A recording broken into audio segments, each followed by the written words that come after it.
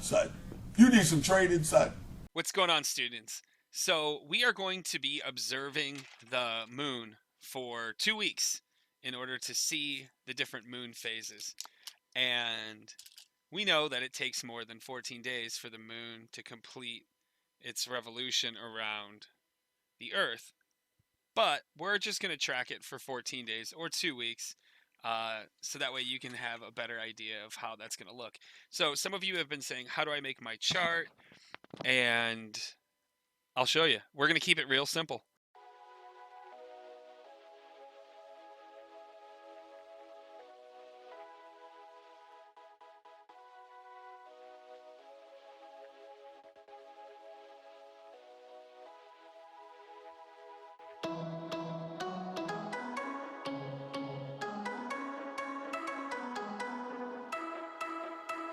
So the first date that we are going to observe for my class is going to be March the 30th.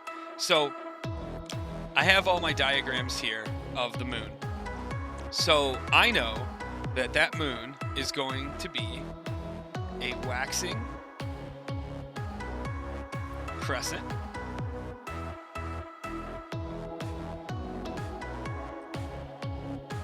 and I'm going to draw what I see in the sky.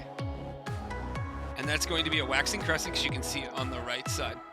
So I'm going to color in, and you can do this with a marker. I'm just going to do it with a pen, because this is only the section that I can see is on the right side of the moon. So I'm going to use black or dark blue or dark brown or whatever you have to shade in the part that I cannot see. You want to leave the part that you see completely white and blank. And all you'll have to do is go outside and look up at the moon, and you will see it. And on March 30th, your moon will look something like that. And then each day you're going to go outside, and you're just going to observe whether you can see more of the moon or less of the moon. And you just want to give me a drawing and tell me what kind of moon it is. So this is a waxing crescent. So kids at home, you can go ahead and fill that out for your first day. And then you're going to do that each day from March 30th until April the 12th. And that will be your assignment, your long-term assignment for those 2 weeks. So we know that the moon looks different depending on what time of the month it is. Now, our months are not based off the lunar calendar anymore. But the lunar calendar used to be how people observed when there was the beginning of the month and the end of the month. The term lunatic actually comes from lunar, because they believed that people went crazy and that monsters would come out whenever there was a full moon.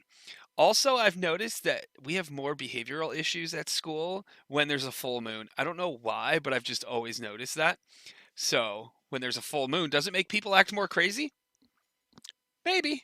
So you want to make sure that you are documenting, getting your fun pictures every single night. All you got to do is draw them out. Let me know if you have any questions.